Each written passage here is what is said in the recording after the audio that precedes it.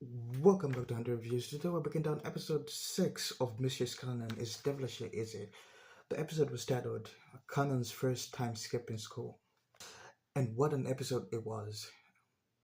This had everything, this had everything you need, from a jealousy, a bitch date, a Ferris wheel, two grown adults hiding in a cleaning closet. Everything you need. This right here is peak romance. So let's dive right into it.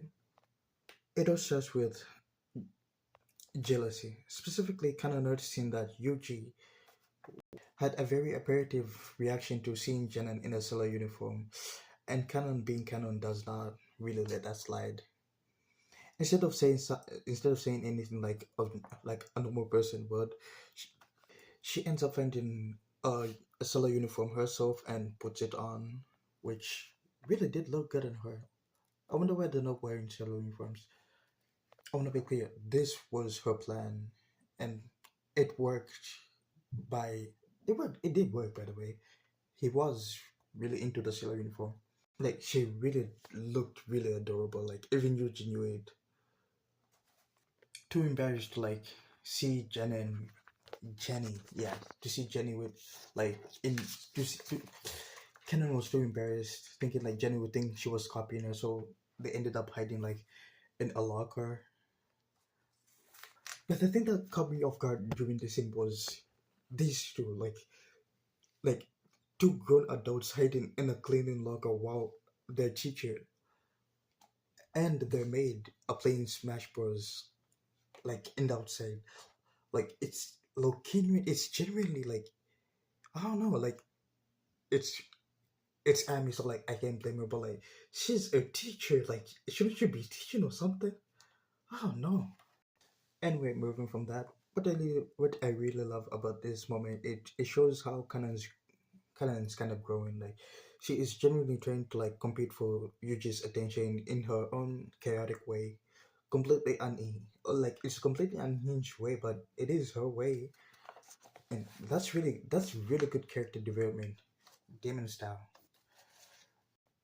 After the locker incident and your kiss that nearly sent both of them into cardiac arrest, Yoji makes a decision. The skipping school and the going to the beach today it was a really good weather for a date. And honestly, the beach date really delivered like a wave of shock, like a wave kind of soaks them. But like before that, we kind of have this.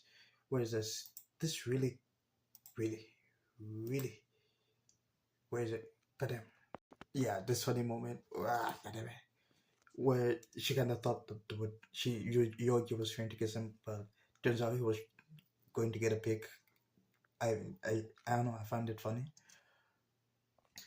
Anyway, to get back to what I was saying, a wave soaked them, which they ended up bonding more closely than I thought they would. We also ended up getting an unexpected duel that I really didn't even think would happen. It's between Janan and Amy. Getting back to the date,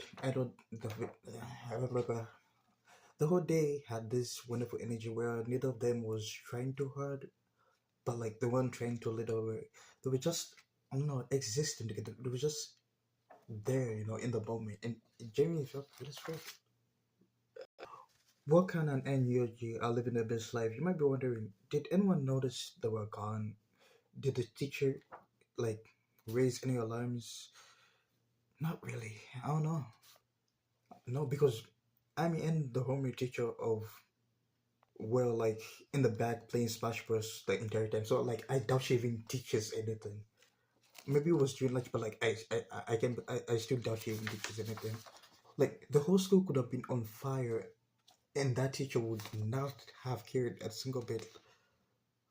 Yeah, okay, I might be going off on the teacher, but like it was shocking. Like the first time when I saw it, it was like, okay, you can understand like I mean, so they were like, okay, this is the second time, you know, and like I'm all for Yuri, like I mean Yuri is always appreciated. Let's get back. I've yapped too much. Let's get back. So our girl Johnny decides to attend school this episode, which is great. I didn't want to lose her like in one episode. Like the uniform she shows up in, however, is highly questionable. Like she genuinely believed that any school themed outfit was appropriate for like class. It was not. It really was not. Not even close. But like she did also look good in the sailor uniform. So points to that. And she kind of helped. She also managed to put Kanan in a sailor uniform, which also gave points to that. Like her complete and total lack of common sense continues to be like the funniest running gag in this show right now. Like I know she means well, like she always means well, like but the gap between her intentions and like her actions is a comedy that I really live for. And this episode really did that perfectly. And also Jenny spends the entire beach date just really like trying to save Yoji's soul from like Kellen's influence while Amy is right there actively like sabotaging every single one of attempts to like push Kenan and Yogi into like being like a true couple in her definition. Dry thought. Like these two accidental rivalries might be my favorite dynamic in the show right now. Like Jenny is fighting for like heaven and Amy is fighting for chaos. I don't even think Jenny is fighting for heaven, to be honest. I think they just gave her a mission to like get her, just make her do something, you know. And like always, I'm always happy to see more Amy since like the Amy drought from like earlier episode is still haunts me.